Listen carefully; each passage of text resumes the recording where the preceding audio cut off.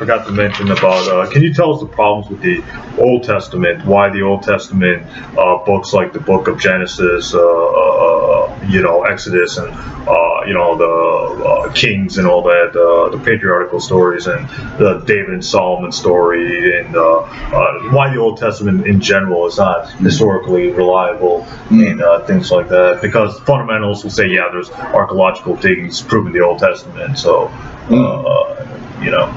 Well, there's some of it is so obviously mythic, like Adam and Eve and Noah and the Ark, that you really, I don't know how people can defend that as history with a straight face. That's just, I remember one Southern Baptist guy, a seminary administrator, said something like, I don't know how a man can be in the ministry if he doesn't believe in a literal Adam and Eve. And I thought, I don't know how you can not be in the insane asylum if you do. It just doesn't work, and it's pathetic to see people try to rationalize it and harmonize it with paleontology. My friend Ed Suomen and I wrote a book called Evolving Out of Eden, Christian Responses to Evolution, and we deal with all that stuff, not just the raw fundies with the creationism, but the theistic evolutionists who are more sophisticated and try to put a good face on it. Forget it doesn't work. But so that stuff's obviously myth, and don't get me started on Noah's Ark, the absurdities of that.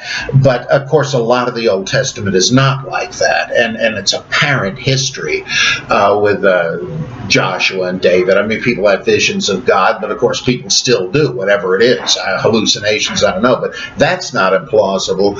But the problem is that you're reading anecdotes of what happens to individuals in private that nobody would have known to pass on. David said this, Bathsheba said that, Abraham said this, Sarah answered that. Who could have kept these private conversations alive in memory? It's just ridiculous. As Hermann Gunkel once pointed out, you're telling me that Israelites were in Egypt for 4 centuries and nothing is recorded about what happened, but with Abraham and Sarah, who allegedly lived before then, we actually hear the dialogue they had over whether or not to kick out Hagar. It's absurd. It's novelistic, and that's one of the big differences between fiction writing and history, and it's obviously novelistic. So that's a huge problem, but maybe the death blow is this archaeology thing. William F. Albright, who was a Presbyterian and trying to prove that the Bible was essentially historical, he played a kind of pin the tail on the Bible game. He and his students would do archaeological digs, and if they found something that might have been a biblical location, okay, that's what it is. There's the ruins of a city under the Dead Sea, gotta be Sodom and Gomorrah. Without any real evidence. I mean, occasionally they actually have found one of these towns with its name on something, but on the whole, no.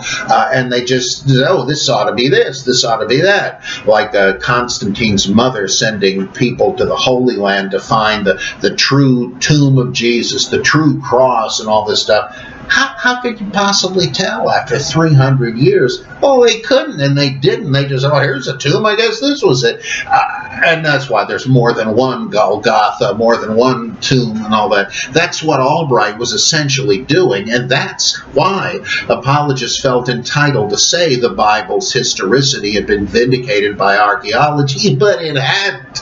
And now the methodology is different. Those assumptions are not there, and so today's archaeologists have rendered just the opposite verdict. Like, there was no great city of Jerusalem. There was no royal palace of David. There was no temple of Solomon, because you can tell whether there would be ruins, and there are not. And what happened? Did God send angels down with vacuum cleaners as if they were cleaning up a ticker tape parade on a city street?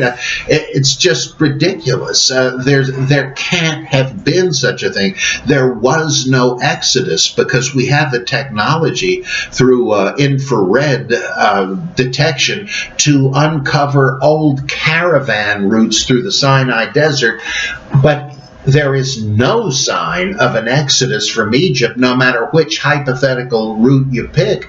A transition of millions of people and huge herds of cattle, no evidence. There'd be loads of evidence if it happened. It simply didn't. There was no conquest of Canaan. You would find all kinds of ruined cities. You don't.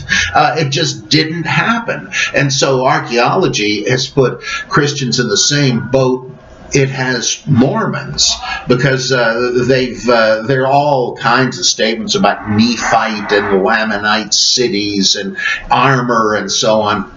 Where? Like, there's no vestige of it. And so and of course they were really finished off by genetic testing that showed that American Indians have no Semitic or Near Eastern genes. So much for that. I mean, that blows the whole thing out of the water. And so that's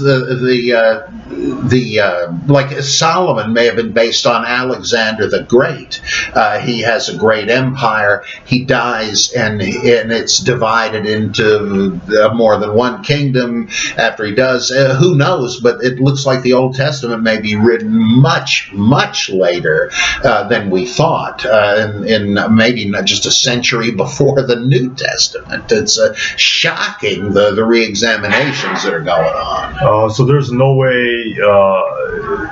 There's no way to prove that, Adam, Eve, David, Abraham, Isaac, Ishmael, all those Old Testament figures, those major ones, David, Solomon, and those minor ones like what's his name, Joshua and Amos and all those people, Daniel. There's no way to prove those people existed, or were they real people but put in fictional stories? Well, it could be the latter, and with later characters like some of the kings of Israel, like Jehoshaphat and Ahaz and Omri, another version of the name Omar, interestingly.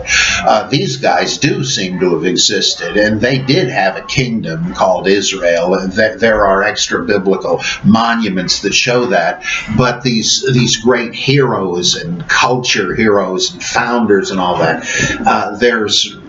the problem is that if you take away the temple, what have you got left to say about Solomon? He's the great builder and all of that. If there weren't even enough people in the southern area to have a kingdom, what happens to the story of David doing a census to see how many military men he can have? It just presupposes a much later anachronistic setting. So some will try to distill some vestige and say, well, maybe there was some sort of a bandit chief that David was based on, which is exactly what they do with King Arthur. They say, well, maybe in the 6th century there was a Romano-British war chief named Arthur. Not that there's any real reason to think so. They're just saying it's like there must have been a Clark Kent. Niels Peter Lemke says these are just rationalizing paraphrases. They're trying to just give you a cloudy view of the story and get rid of all the stuff that is obviously mythic and say, well, maybe the rest of it's true. There's just no reason to do that. Any document, as David Friedrich Strauss said, is as reliable as its most unreliable feature. That if it's saying this kind of crazy thing, forget it. Whatever else it says incidentally is not to be taken seriously either. Oh, okay, because Islam doesn't accept the Bible anyway, so I don't have any problems criticizing the Bible. What about the people of the book thing, and that Jesus brought the Injil, David, the Psalms, and so on? According to Islam, Jesus brought the Gospel, not the New Testament. But the Gospel is not the New Testament. The Gospel is some kind of revelation given to Jesus, not necessarily written, not necessarily a written form, but maybe like an oral message or something like that. So that's the gospel of Jesus, but the gospel of Jesus is not the New Testament gospels, because the New Testament came, even the most conservative Christian apologists would say the New Testament came after Jesus. People wrote down the New Testament. Yeah. It just didn't fall out of the sky or whatever. Same thing with the Old Testament. Same thing with the Torah. It was the Torah revealed to Moses. It wasn't written about Moses. Same thing with the Injil or the Gospel. It was Injil. It was a Gospel revealed to Jesus, not written about him. Okay. So Islam kind of has a different view on the Bible than like, it's not like the